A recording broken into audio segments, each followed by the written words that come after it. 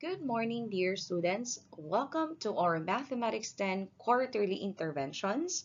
The competencies that are included in this intervention material are the topic you least mastered based on the conducted pretest.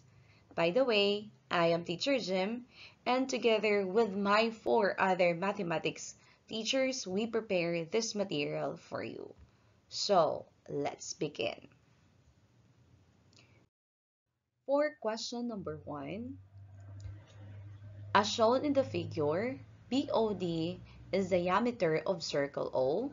What is the measure of arc BC? So this time, I will give you the chance to answer this one. So let's see if you will get it correctly. The answer is, it's letter D. Did you get the same? Well, if you don't, let's discuss. So as you can see, our circle O, is divided into two semicircles because we have a diameter BOD. So since we have a diameter BOD, we have two semicircles which each semicircle is equal to 180 degrees. And as you can see, this semicircle is divided into two angles or two arcs. So we have one arc here which is 70 degrees. Arc CD is 70 degrees. What do you think will be the measure of our BC to complete a semicircle? So what are we going to do is simply subtract, okay, let's use other colors, subtract 180 and 70 to get our arc BC. So that is 110. Therefore, this arc that is being asked from us is 110. Okay? Let's proceed to question number 2. Which of the following describes the graph of y is equal to x cubed times quantity x minus 1? Is it A, B, C, or D? Give your answer. If your answer is letter A, then you're correct. So why is it letter A? It's because it says that the graph crosses both 0, 0, and 1, 0. Why is that so? This one, we have the first factor, x cubed, so equals 0, and another factor, x is equal, x,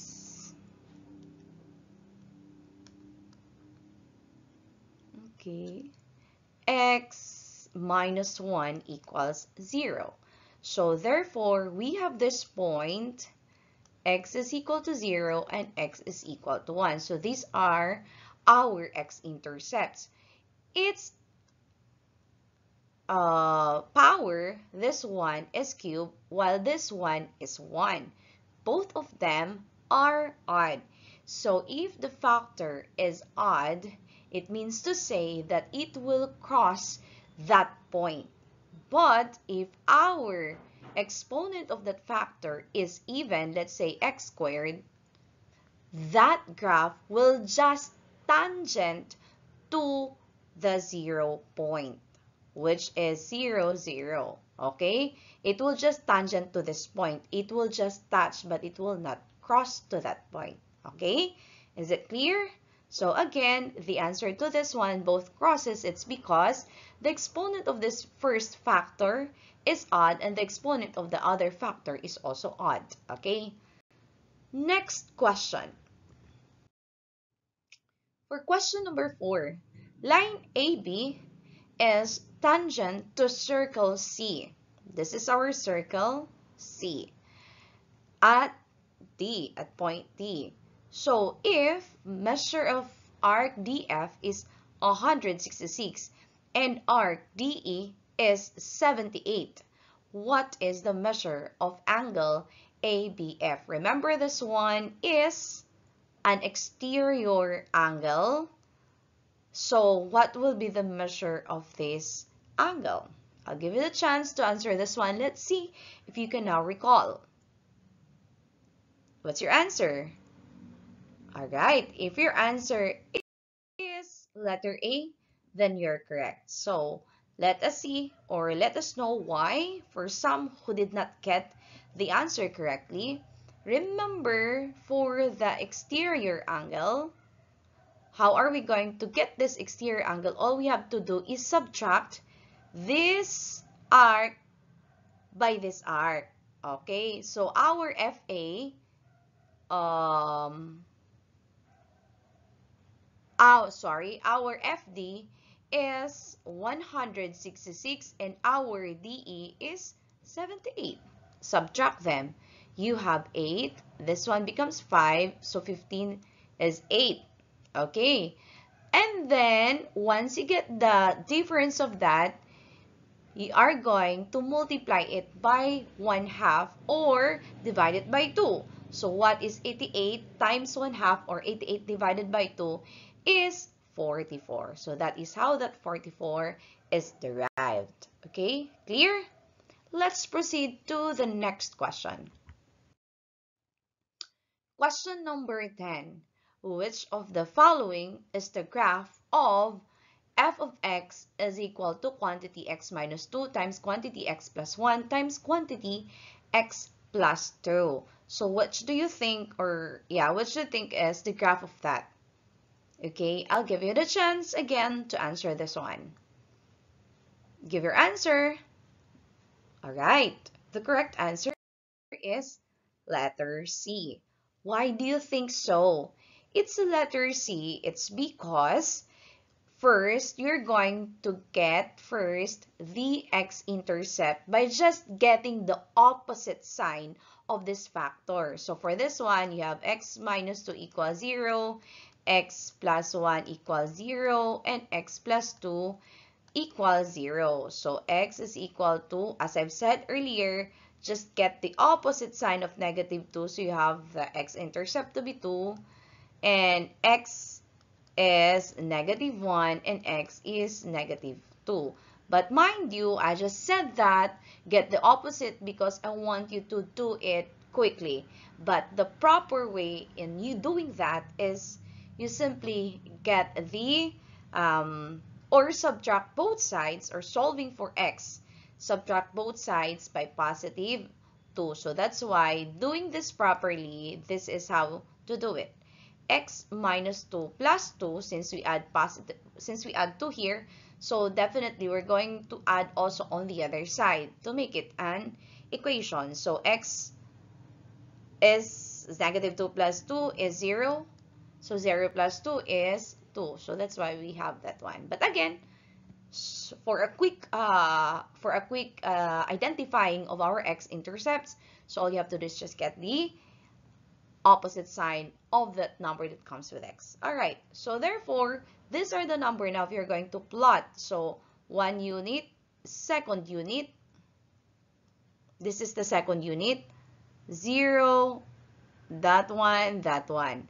So we're going to plot that, positive 2, ayan, that is a positive 2, which the line passes through or crosses, and then the next one is negative 1, this is the negative 1, x-intercept, and then negative 2, x-intercept. When it is x-intercept, the point lies on the x-axis, okay? So we have there. Now, looking at that, we have the exponent of that to be 1, 1, 1, and they are all odd. So since they're all odd, therefore, both or all of that, or the line crosses to all of that point. Okay? So the line crosses to all of that points at negative 2, negative 1, and positive 2. Now the question is, how about the y-intercept? So how would we know if it's really, if it's really will pass also to this y-intercept? Okay? So you have there, if your x, well, the only thing to do this one is negative 2 times 1, negative 2 times 1 times 2. So you have negative 2 times 1 is negative 2 times 2, it's negative 4. This is now your y-intercept because your x is 0. So Your y-intercept is negative 4. And exactly, the line passes through this negative 4. Plus, next is the behavior of the graph since the function, the leading coefficient of this one, what is the leading coefficient? Positive. Because we don't have negative here, so positive x times positive x times positive x. So the leading coefficient is positive with the with the degree of the function to be odd. Remember now? So if it is odd and positive, the line falls to the left and rises to the right. Okay? So therefore, in this case, that is the graph of the given function. I hope it is clear. Okay, let's proceed. For question number 11. In the figure below, what is the measure of angle back? So this is what is being asked from us. This one. Oops, sorry. I'll have to... Oops. Okay. Let's remove. Let's draw again. Okay. So we're asked to find... Connect. Okay. This one to this. Okay. So this is the angle that is being asked from us. So what do you think is the measure of that angle? What is your answer? Very good. The answer is 30 degrees. So why is that so? Why it is 30 degrees? Because angle back is what? Angle back is an inscribed angle. And remember, if it is an inscribed angle, this angle is just 1/2 of its intercepted arc. So the intercepted arc of angle back is BC. And half of BC is 30. So therefore, this is also 30. I hope it is clear. Okay? Let's proceed to the next question.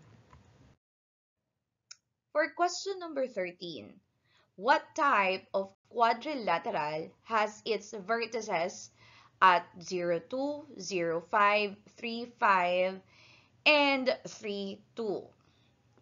Give your answer. Very good. If you answer square. Okay, how is that so? Anyway, you can get the distance by pairing them. Like for example, this one, you can get the distance since um, the abscissa are of the same value. So all you have to do is subtract their ordinates. So if we have these points, meaning to say we have a vertical line. So getting the distance of vertical line is just subtracting this what we call ordinates. So 5 minus 2 is 3. So that's one of the side. Now, next is, of course, this one, it's also of the same abscissa, the same abscissa or x-axis. And this one, 5 minus 3 is also 3. So that is both are vertical. Now, let's get the horizontal. How to get the horizontal? That one is we can pair them up. This one. Okay. So since the ordinates are the same, we have abscissa, then we'll just get the distance of this one. And this one represented rather a horizontal line. And getting the distance between this point, points for a horizontal line, all you have to do is subtract also. So 3 minus 0 is 3. See? Vertical 3. Two vertical sides, its distance is 3. Then another horizontal, we can pair this up and this one. So you have 0 minus or 3 minus 0 is also 3. So you see, what is that quadrilateral that has of the same length of side? Simple. It's square. Or you can just simply also plot. You can plot that points and see what figure you created. Let's say this is our, sorry for that, and then this is our y-axis. Okay, this is our x-axis, and this is our y-axis. So plotting that one, so you have a 0, 2, that's vertical, and then another one, 5, going up. So 1, 2, 3, 4, 5. So exactly here. The next is, we're done with this one, we're done with this one, and the next is this one. So x is 3, 1, 2, 3, and then y is 5. This one, oops, wait, 1, 2, 3, and then y is 5. This one, and then another one, 1, 2, 3, and x or y-axis is 2. So connecting that, there, there, there. You have a square. Okay? Let's proceed to the next question. Question number 14. Which circle below has an equation of quantity x minus 3q squared plus quantity y minus 2 squared equals 9? Give your answer. If your answer is letter A, then you're correct. How is that so? So look at the given function or equation of the circle. So we know, wait, this one, let's change the color. So this one, this is our H, this is our K. That is the center of the circle. And substituting that, get the opposite sign of that, positive 3, opposite sign of this is positive 2. And our radius, this one is already in squared form. So therefore, we have 9. So get the value of r by getting the square root of both sides. So r is 3. So let's check if we have the same center. So this is our origin. From this origin, let's locate the center of our circle. So x is 3, counting from the center, going this distance or this units, and then our y or k is 2. 1, 2 going up. So this is the correct center. Next is our radius is 3. So therefore, it should be equal of distance from our center to any point on the circle. So 1, 2, 3, check. 1, 2, 3, checked. 1, 2, 3, checked also. 1, 2, 3, checked also. So all of the distance is equal to 3. And so therefore, this is the graph of our equation. For question number 16, which of the following is not a polynomial function? Okay, remember what should we consider in naming that as polynomial function? First, there should be no negative exponent for the variable. Second, remember this one. Second, there should be no variable in the denominator.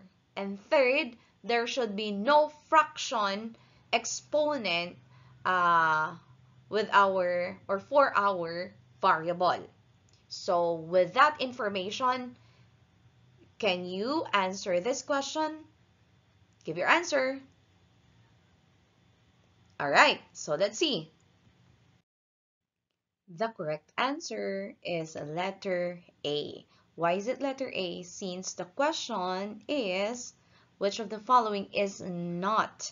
So I've said a while ago, what are those things that you consider to be called as polynomial function? First, there should be no negative exponent. There should be no fraction exponent of the variable. I'm referring to the variable, and there should be no variable in the denominator. And the only choice that is swak or suited to that restriction is this letter A, because our variable is in the denominator. Okay? Last question. Question number 9. How to find the measure of angle 1 in terms of A and B in the figure below. So this is just a matter of formula, finding the angle 1. Our angle 1 here is, this is an exterior angle.